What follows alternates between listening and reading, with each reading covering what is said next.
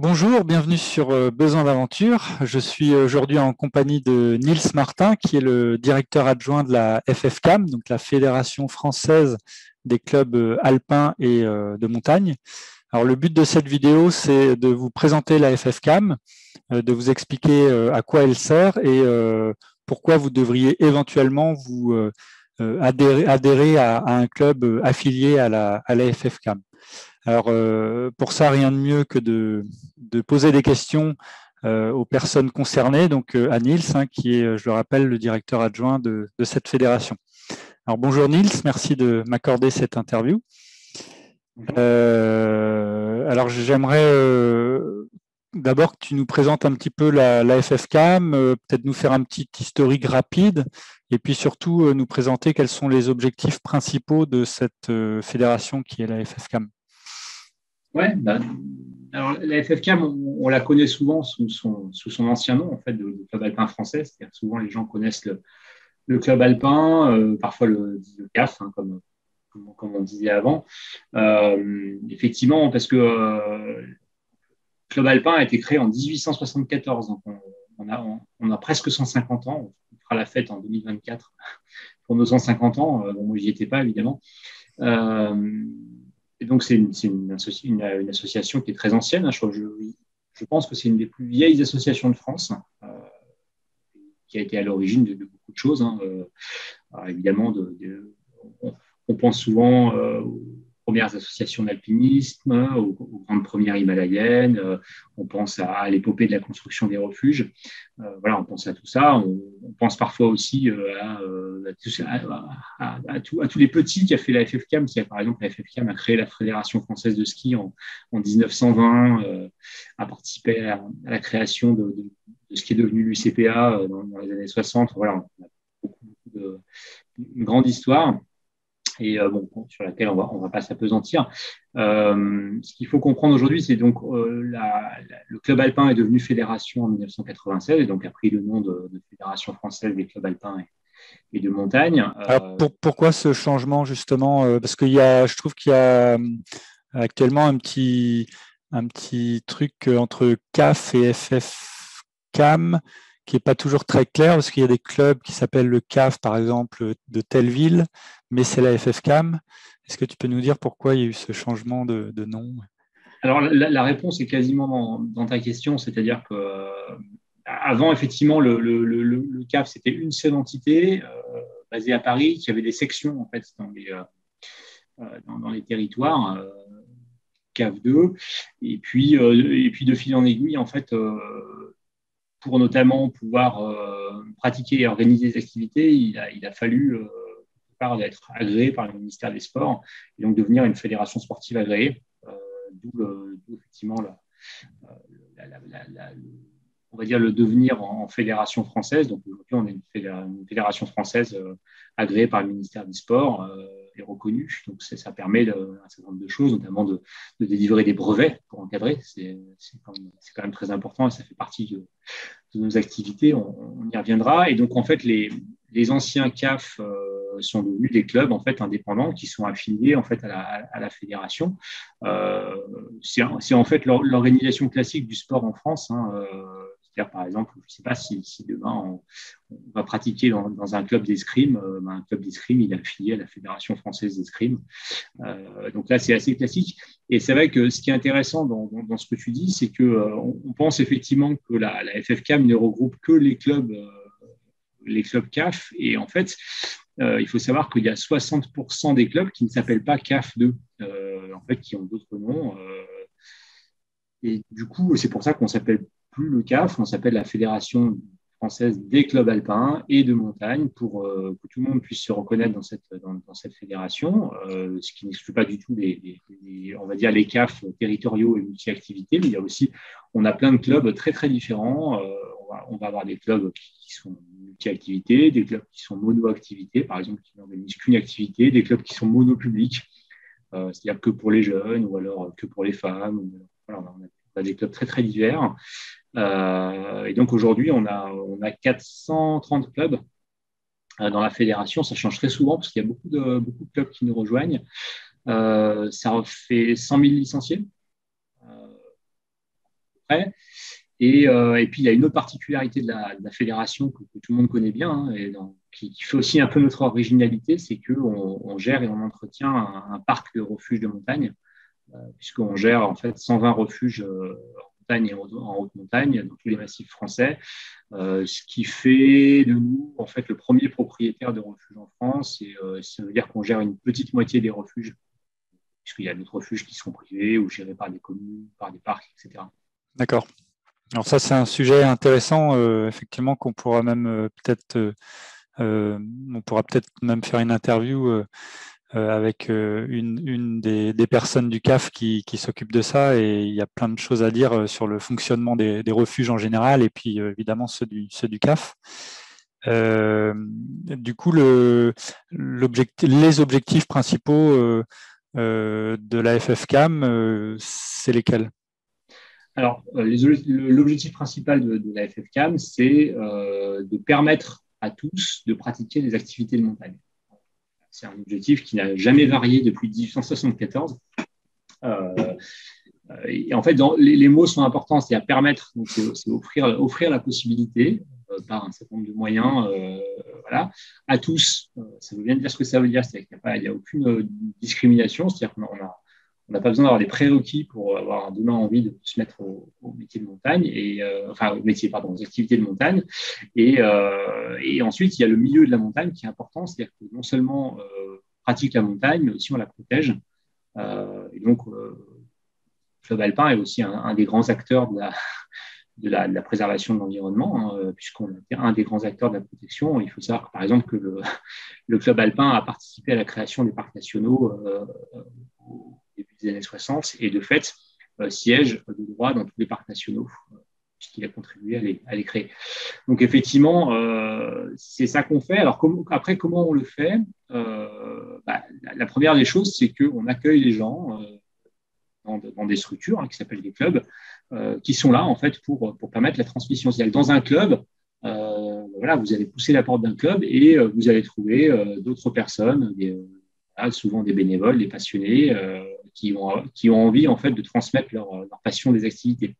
Après, quand on dit des activités, alors là, on a un champ très très large des activités, parce que du coup, pour le coup, on n'est pas une fédération mono-activité, on est une fédération multi-activité, c'est-à-dire que sous le chapeau montagne, en fait, se cache une multitude d'activités. Alors, on pense souvent à l'alpinisme, mais qui est une des activités phares, évidemment, mais il y a aussi d'autres activités, comme évidemment la randonnée, qui est une activité qui est très largement pratiquée dans nos clubs.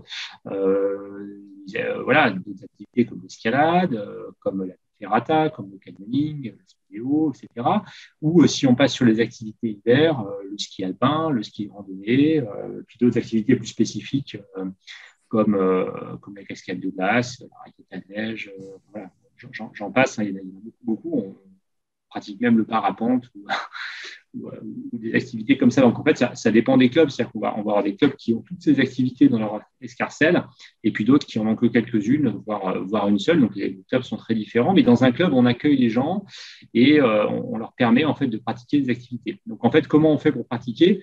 Tout simplement, on les emmène. Mais on ne les emmène pas, on va dire, simplement juste pour le plaisir de se balader. On les emmène pour devenir autonome. C'est-à-dire que l'idée, c'est que quelqu'un qui rentre dans un club, le club aura pour objectif de le rendre autonome dans sa pratique de l'activité, c'est-à-dire qu'il va l'accompagner pour progresser et pour pouvoir pratiquer en autonomie. Donc ça, c'est voilà. Donc, l'entrée, nous, ce qu'on appelle, c'est vers l'autonomie. Et après, il y a une deuxième entrée, c'est-à-dire pour les gens qui veulent passer la marche supérieure, ça pourrait être aussi derrière des formations à l'encadrement, c'est-à-dire qu'une fois qu'on est formé, qu'on est autonome, eh ben, on peut avoir envie, du coup, à notre tour de transmettre. Et donc, on va former les gens, on va leur délivrer des brevets pour leur permettre à leur tour d'encadrer des activités, de former d'autres gens vers l'autonomie. Et après, une fois ce cadre général posé, après, voilà, on va avoir évidemment des dispositifs qui sont spécifiques aux activités, parce qu'évidemment, on imagine bien, c'est pas du tout la même formation pour pratiquer la randonnée. C'est assez vite appris que pour pratiquer l'alpinisme ou des activités plus spécifiques. Et puis après, on va avoir aussi des dispositifs qui sont adaptés au public, c'est-à-dire par exemple pour les mineurs, pour les jeunes, on va avoir ce qu'on appelle nous des écoles de sport, voilà, pour pratiquer l'escalade, pour pratiquer l'alpinisme, etc. Où voilà, on va emmener les jeunes dans des dispositifs spécifiques, on va avoir des dispositifs spécifiques pour, je sais pas, les publics handicapés, par exemple. On a aussi des groupes féminins, par exemple, qui sont que pour les femmes. Et puis, on a aussi des groupes de haut niveau, c'est-à-dire pour les gens qui souhaitent se perfectionner et atteindre des niveaux, on va dire, des hauts niveaux. Voilà, on a des groupes un peu de haut niveau qu'on appelle les groupes espoir, excellence, promotion, etc., qui vont permettre de pratiquer des activités à haut niveau et parfois même de former, par exemple, on a le groupe Excellence Alpinisme, qui existe depuis 30 ans, et du groupe Excellence, en fait, sont sortis les meilleurs alpinistes de la génération, c'est-à-dire tous les grands noms d'alpinisme, très souvent sont passés par le groupe Excellence du Club Alpin. D'accord. Et au niveau des formations, tu parlais de formation pour les encadrants. Est-ce qu'il y a des formations aussi pour les adhérents ou ça se passe dans les sorties classiques qui sont encadrées par des gens formés? Alors, tout se passe dans les clubs. C'est-à-dire que du coup, voilà, quand on va emmener quelqu'un, on va essayer de le former, de l'amener vers l'autonomie. Donc ça, c'est la première étape. Et après, si la personne le souhaite, là, elle pourra éventuellement devenir encadrante, c'est-à-dire passer un dispositif de formation. Alors après, les dispositifs de formation, nous, notre rôle de fédération, c'est de les proposer. C'est-à-dire on a des étapes, des choses à valider, etc. Puis à la fin, on délivre un brevet. Et les formations, alors parfois, elles sont dispensées directement par les clubs, par exemple dans des gros clubs qui ont un volume suffisant, ou parfois elles sont gérées au niveau départemental ou au niveau régional, c'est-à-dire qu'elles vont regrouper en fait des gens qui viennent de différents clubs, par exemple pour organiser une formation. Je ne sais pas, imaginons qu'on soit dans les Pyrénées-Atlantiques, voilà, on a plusieurs clubs qui disent, voilà, nous, tiens, là, on aurait 4 personnes qui auraient besoin d'entrer en formation, etc. Et ils vont se regrouper au sein de la structure départementale qu'on appelle, on appelle ça les comités. Donc, le comité départemental de la fédération va organiser, par exemple, une formation pour encadrer, par exemple, mettons l'escalade. Ok, d'accord. Alors, dans les quelques intérêts là, d'adhérer à un club FFCAM, j'ai vu qu'il y avait aussi une histoire d'assurance pour la pratique des activités de montagne.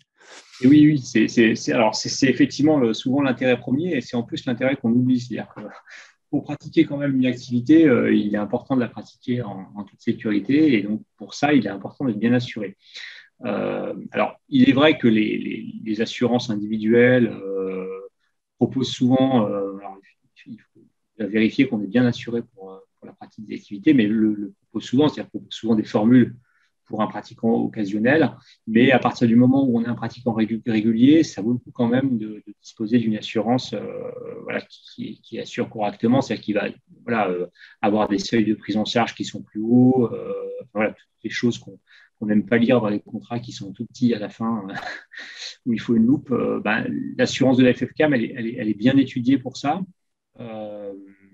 Et elle assure toutes les activités, c'est-à-dire qu'on n'a pas besoin, voilà, si par exemple, si on fait à la fois la randonnée et du parapente, avec l'assurance de la FFCAM, on est assuré pour la randonnée et pour le parapente, ou si on fait du VTT, de l'alpinisme, de l'escalade, voilà, on couvre toutes ces activités-là, donc il n'y a pas besoin de prendre plusieurs assurances, donc c'est un avantage.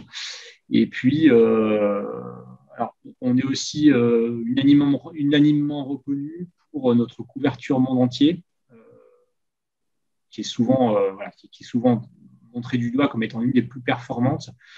Par exemple, moi, je peux témoigner pour avoir eu à organiser un secours au Kamchatka, donc c'est pas vraiment à côté.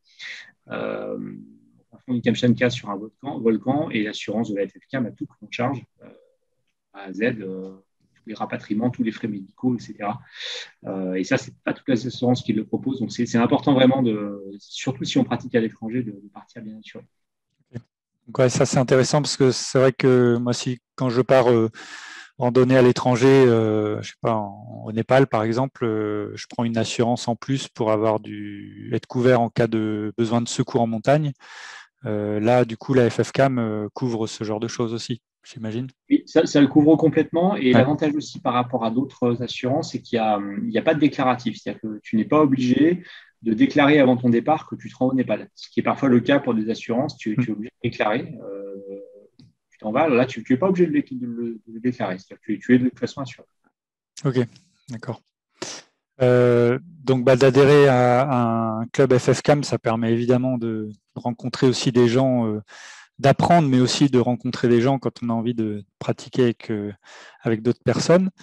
J'ai vu aussi qu'il y avait certaines réductions au niveau des refuges gérés par la FFCAM, c'est ça?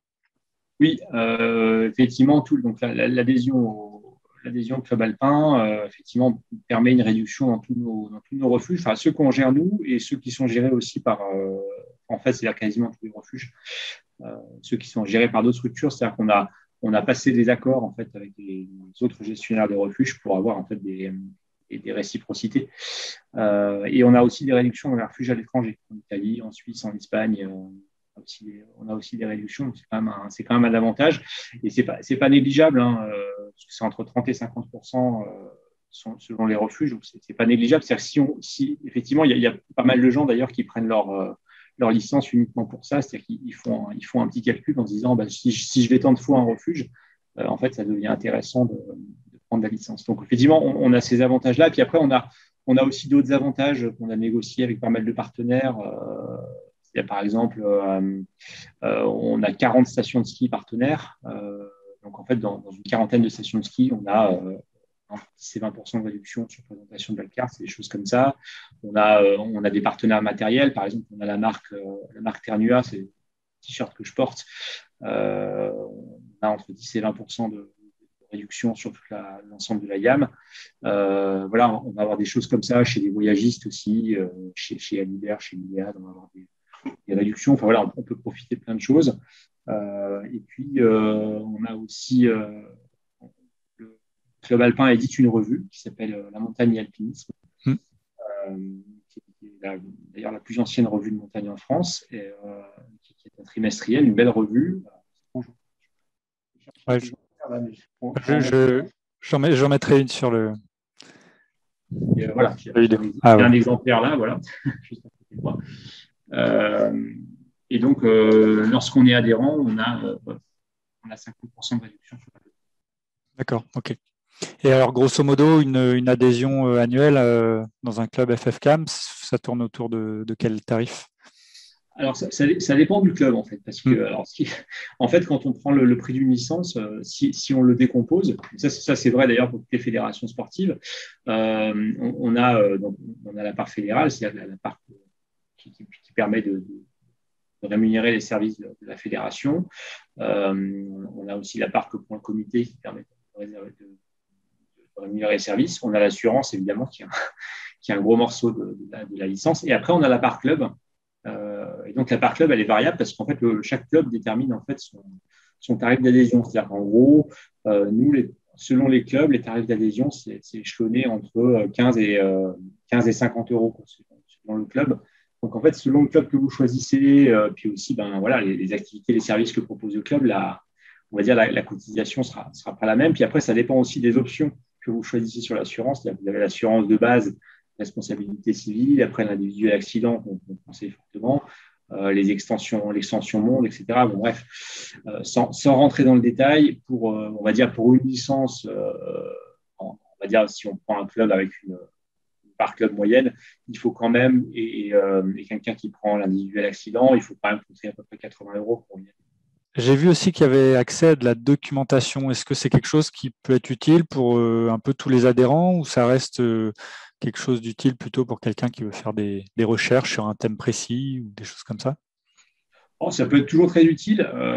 Alors c'est vrai que ça, c'est un peu le privilège de l'ancienneté, c'est-à-dire que depuis 1874, on gère et on entretient un centre de documentation qui est à Paris, qui est finalement au fil des ans devenu l'un des plus beaux centres documentaires sur la montagne en France. Hein. On a des livres anciens, des livres rares, des collections de revues, etc. Donc c'est toujours effectivement très intéressant. Il est principalement effectivement fréquenté par des chercheurs, des gens qui ont besoin de faire des recherches précises sur l'alpinisme, etc. Donc, c'est un avantage pour les amateurs de la chose, on va dire. Mais d'ailleurs, on n'en réserve pas l'accès aux adhérents. C'est-à-dire que n'importe qui peut le visiter, on l'accueille bien volontiers. Ok, d'accord. Alors, j'ai vu qu'il y avait une carte découverte. Est-ce que tu peux nous expliquer ce que c'est? Oui, alors la carte découverte, en fait, c'est une carte qu'on propose notamment sur des événements. C'est-à-dire qu'on organise un certain nombre d'événements qui sont des événements un petit peu pour découvrir les activités. Euh, voilà, on a deux principales catégories d'événements. Ce sont les grands parcours, euh, qui sont principalement sur les activités randonnée, alpinisme, etc. Et puis, ou ski de randonnée l'hiver. Et puis, on a des événements qui s'appellent les camps 4, qui sont plus des rassemblements plus dédiés aux jeunes sur des activités escalade, slackline, etc. Et en fait, dans ces événements, n'importe qui peut y aller et découvrir les activités. Et en fait, pour permettre d'être assuré, euh, par exemple, quelqu'un qui vient sur 2 jours d'événement, eh ben, on a ce système de carte découverte qui lui permet en fait de prendre une licence temporaire. Et donc, lorsqu'il vient sur l'événement, il est assuré pour la pratique des activités. Donc, ça, c'est assez accessible. D'accord, ok. Euh, alors, on parle des fois, on entend parler des fois de l'esprit cafiste, euh, parfois de manière un peu péjorative, je trouve. Est-ce que tu peux nous dire pourquoi on entend ce genre de choses? Euh, est-ce que le CAF, FFCAM a évolué? Comment la FFCAM a évolué depuis quelques années? Voilà, comment ça se, comment ça se passe à ce niveau-là? Alors, c'est vrai que nous, on essaye de remplacer ça par l'esprit club alpin, plutôt que l'esprit cafiste. Alors, ce qu'il faut savoir, en fait, c'est que les clubs sont très différents. Euh, donc, du coup, moi, j'incite vraiment les personnes à bien choisir leur club, en fait, parce que tous les clubs ne proposent pas la même chose. Tous les clubs n'ont pas forcément les mêmes publics, les mêmes adhérents. Donc, en fait, il faut bien choisir son club. Et en fait, d'un club à l'autre, ça va être très variable. Effectivement, on a une image d'Épinal un petit peu du groupe, entre guillemets, de cafistes, personnes un peu âgées qui évoluent en grand nombre, etc., dans la montagne. Et c'est plus une image d'Épinal qu'autre chose, parce que selon les clubs, ça ne va pas du tout exister. Si on prend par exemple le QCM, qui est un club de Grenoble, qui est un club uniquement réservé aux étudiants, je ne pense pas que les adhérents du UCM se retrouveraient peut-être dans cette image parce que ce n'est pas du tout leur pratique. Donc vraiment, en fait, ça dépend des clubs et parfois dans les clubs, en plus, il y a aussi des groupes très différents. Dans des gros clubs, on va avoir effectivement des groupes de gens voilà, d'un certain âge qui vont faire de la randonnée et puis voilà, on va avoir des groupes de jeunes qui font du snowboard de randonnée en raquette, du ski de pentraide, voilà, enfin, de l'escalade, c'est-à-dire on va vraiment avoir tous les genres. Donc en fait, c'est vrai que c'est difficile de se reconnaître sous un dénominateur commun.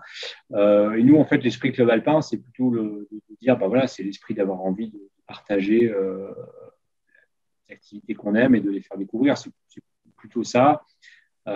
Et donc après, derrière, bah, il faut choisir un peu son club en fonction de ce qu'on aime faire et de ce qu'on a envie de faire. Il faut bien s'enseigner sur les clubs. Nous, la fédération, elle n'est pas unique. Une fédération, hein, il faut savoir, en fait, elle est plutôt au service de ces clubs. C'est-à-dire que la fédération, elle offre des services à ces clubs pour leur permettre d'organiser des activités. Et après l'identité des clubs, ça leur appartient. Oui.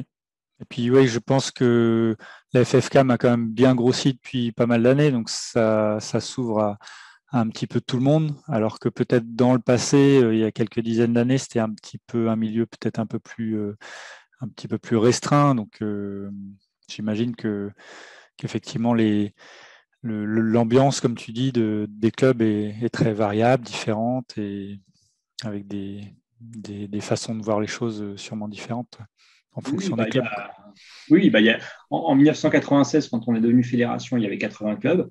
Et aujourd'hui, en 2021, il y en a 430. Et on a, on va dire, entre 10 et 15 clubs qui nous rejoignent chaque année, soit des clubs qui se créent, euh, soit des clubs qui étaient auparavant affiliés à une autre fédération qui nous rejoignent. Donc effectivement, ça concourt un petit peu ça concourt au dynamisme et à l'identité qui évolue. D'ailleurs, parfois, quand on interroge les jeunes dans les clubs, ils ne connaissent plus vraiment le CAF, en fait.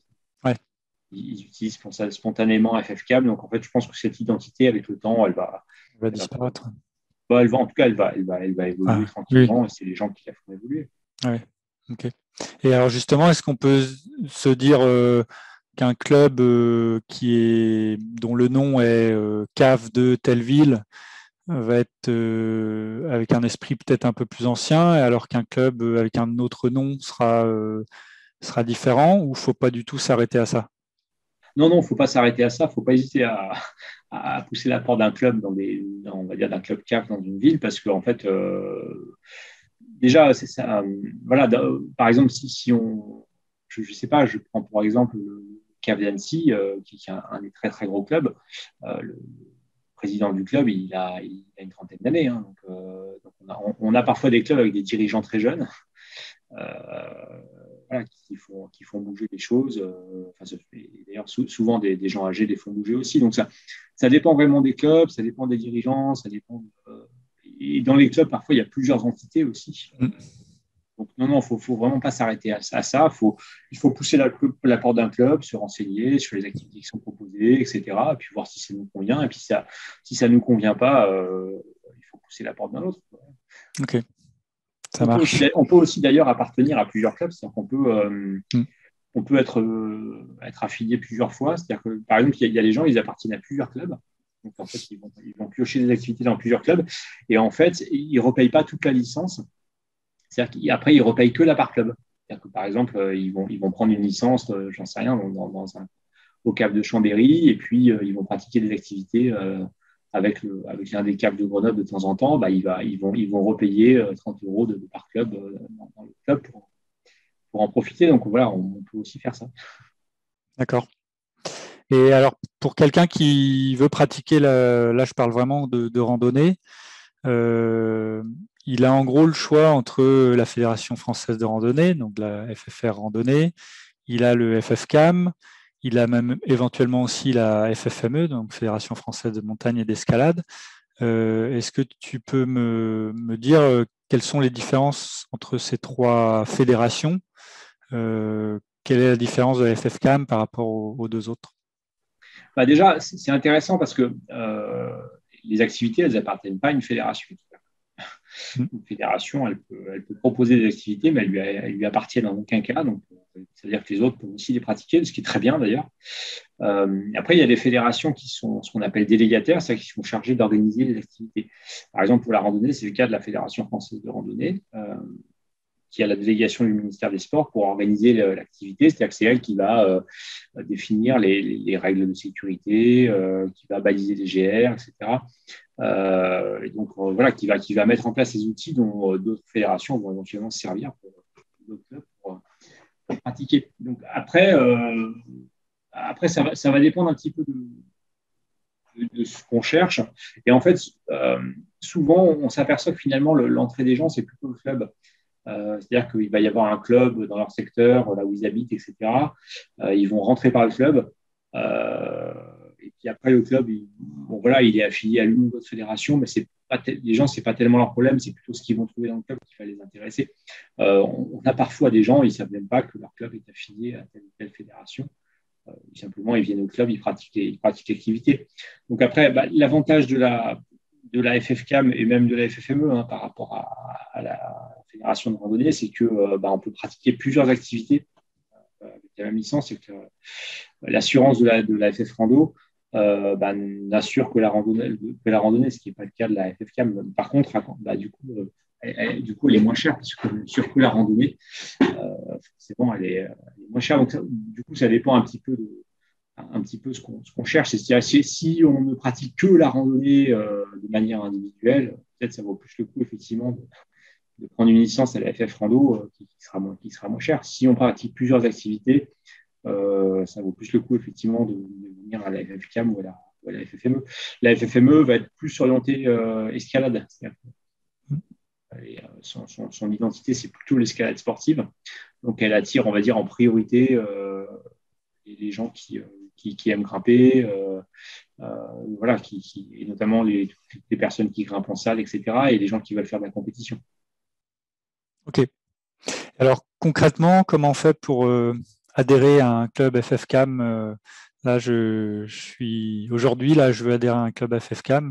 C'est quoi la marche à suivre? Bah, tu as deux solutions. Soit tu pousses la porte d'un club, et puis tu vas adhérer sur place, tu choisis ton club. Soit tu peux adhérer directement sur Internet, c'est-à-dire sur notre site web ffcam.fr.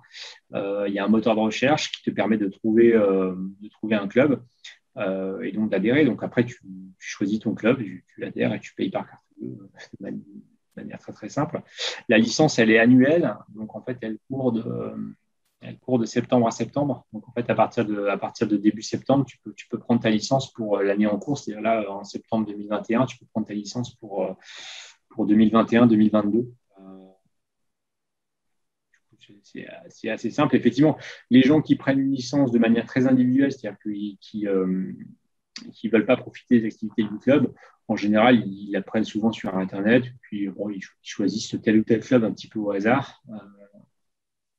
Et voilà, effectivement, les clubs, du coup, ont parfois un volant d'adhérents qui ne verront jamais, en fait, qui sont des gens qui ont simplement pris leur licence. D'accord, ok. Ok, super. Est-ce que tu as quelque chose à rajouter par rapport à ce que je t'ai demandé sur, je sais pas, quelque chose que j'aurais oublié? Déjà pas mal de choses aussi. Je peux te dire que la FFCAM, elle œuvre aussi pour la défense des activités. Donc, on essaie de les promouvoir, de les pratiquer, mais on essaye aussi de les défendre. Notamment, voilà, là, cette année, par exemple, dans la crise du Covid, on a beaucoup œuvré pour, par exemple, pouvoir reprendre les activités assez rapidement après les confinements, pour permettre de réouvrir les refuges, etc. Enfin, voilà, c'est des choses aussi qu'on fait qui sont un peu du travail de lobbying relationnel avec les institutions, souvent même jusqu'au plus haut niveau, permettre de défendre les activités. Donc ça, c'est aussi une de nos fonctions. Ok, ça marche. Ben, merci Niels pour toutes ces précisions sur la FFCAM. Vous savez tout ou presque maintenant sur la FFCAM. Je vous invite à aller voir leur site pour en savoir encore plus et puis adhérer à un des clubs si vous le souhaitez, si vous souhaitez progresser, si vous souhaitez rencontrer des gens pour pratiquer la randonnée ou d'autres activités en montagne.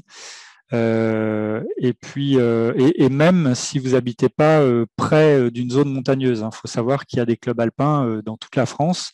Il y a le CAF Orléans, il y a le CAF Rennes, il y a le CAF Brest, pour ne citer que quelques exemples, ou Lille. Donc, ce n'est pas restreint aux zones montagneuses. Au contraire, souvent, quand on est loin de la montagne, c'est une bonne solution pour s'introduire dans le milieu de la montagne et puis partir sur quelques jours encadrés avec d'autres personnes, etc. Je vous souhaite à tous de belles aventures et puis Niels, à bientôt et merci pour cette interview. Ciao. Merci à toi, Briag.